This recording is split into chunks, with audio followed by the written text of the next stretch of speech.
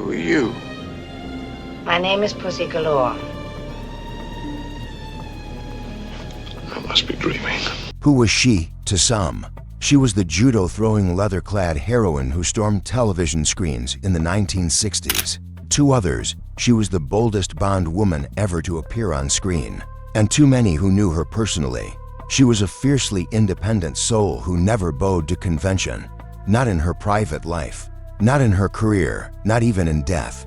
This is the story of Honor Blackman, a woman who lived 94 extraordinary years, carving out a legacy that defied every rule society tried to impose upon her. Honor Blackman was born on August 22, 1925, in Canning Town, East London. To modern eyes, it was a place that almost resembled a Dickensian backdrop: overcrowded homes, poverty, and streets still scarred from the First World War. Families lived stacked in narrow tenements. Influenza outbreaks were frequent, and malnutrition was rampant. Her father, Frederick, worked as a civil service statistician. Not glamorous, but steady enough to keep bread on the table for his wife Edith, and their 4 children. Still, life was far from easy. Their home lacked an indoor bathroom until the late 1930s, and Honor's early years were marked by the grime of working-class survival. Yet, even in hardship, sparks of creativity could ignite. At 9 years old, Honor attended the opening of a small public library. There, she heard poetry read aloud, Shakespeare's words rolling off the tongue of a visiting performer. That moment changed her. Later in life, she described it as discovering a secret doorway into another world. The Blitz years were cruel, but they also gave her strength. Bombed-out streets became her playground. Makeshift classrooms inside wooden huts became her schools. While other children suffered stunted growth and illness, Honor discovered something else: resilience. In 1941, on her 16th birthday, her father gave her a choice: a new bicycle, the ultimate dream of any teenager, or elocution lessons. At a private studio, the bike would have been freedom, but the lessons, they were a gamble. Honor longed to race the boys through the streets. Yet, something inside her whispered differently. She chose the lessons.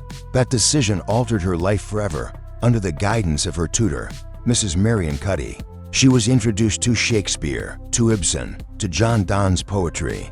For the first time, she discovered the power of words.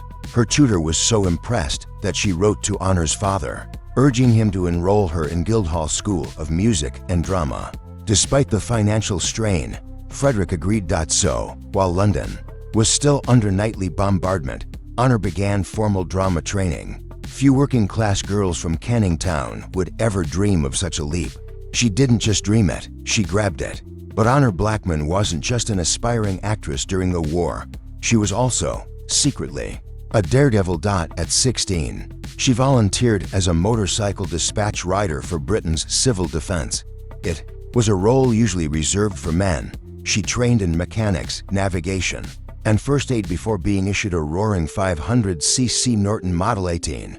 Her code name, Tess. Soon, colleagues were calling her Top Gear Tessie. Through blackout streets, dodging Luftwaffe raids, she raced between Churchill's war rooms, the Ministry of Aircraft Production, and frontline hospitals. Some nights, she rode 120 miles in a single shift, alone, unarmed, armed only with her leather coat against shrapnel. On one terrifying night in April 1943, she tore through flames and falling debris at Victoria Station to deliver a microfilm containing decrypted Enigma data. Decades later, intelligence officers admitted it was vital to operations. Yet at the time, no one outside her unit ever knew. It was only in her 2005 memoir that Honor finally revealed the truth. Before she was an actress, she had already been a wartime hero.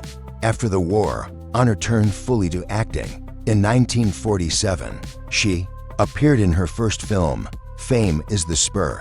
But disaster nearly ended her career before it began. During a cavalry scene, a horse stepped on her braided hair, slamming her head into the ground.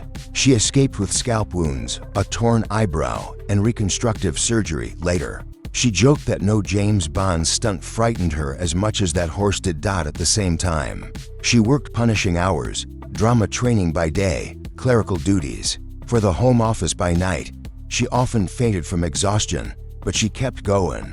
That iron willpower, forged in wartime, would become her lifelong trademark. Her true break came unexpectedly in 1946. Cast as an understudy in the play The Guinea Pig, she was suddenly thrown on stage when the lead actress collapsed. Without rehearsal, she delivered her lines with such natural confidence that critics raved about her. A star had been born in a single night. By the 1950s, Honor joined rank organization's charm school for young actors, but it was no glamorous. Finishing school, she earned a meager wage while enduring relentless drills and studio control.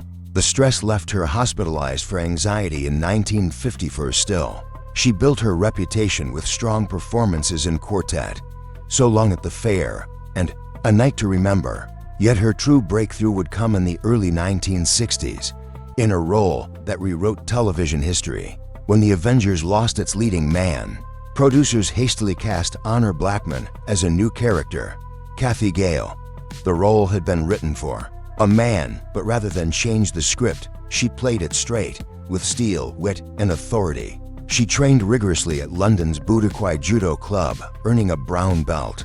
Unlike her contemporaries, she performed her own fight scenes. Real throws, real strikes, real danger. But there was a problem. Ordinary costumes ripped apart during rehearsals. So designer Michael Whitaker created a leather catsuit tough enough to endure the fights, yet sleek enough to dazzle on screen. On black and white television, the dark green leather appeared. Jet black, instantly iconic. Kathy Gale wasn't a damsel in distress. She wasn't a sidekick. She was equal. She fought back. She outthought villains. And she carried herself with unapologetic independence. Audiences had never seen a woman like her on TV. Censors panicked. Some scenes were cut in Britain. Whole episodes were banned in America. But nothing could stop her from becoming a sensation. Honor Blackman had just redefined what it meant to be a female action star. In 1964, she walked away from The Avengers, just as it was about to explode into international stardom. Why? She believed 2 years was long enough. She wanted to leave at her peak. Instead, she took on the role that would make her immortal. Pussy galore in Goldfinger. It was a gamble. At 39, she was 5 years older than Sean Connery, breaking Hollywood's silent rule that Bond women must be younger, decorative, and submissive. Instead, she was a confident, skilled pilot leading her own team. She even threw Bond to the ground using genuine judo. Her age, her authority, even her name. Everything about her character scandalized censors.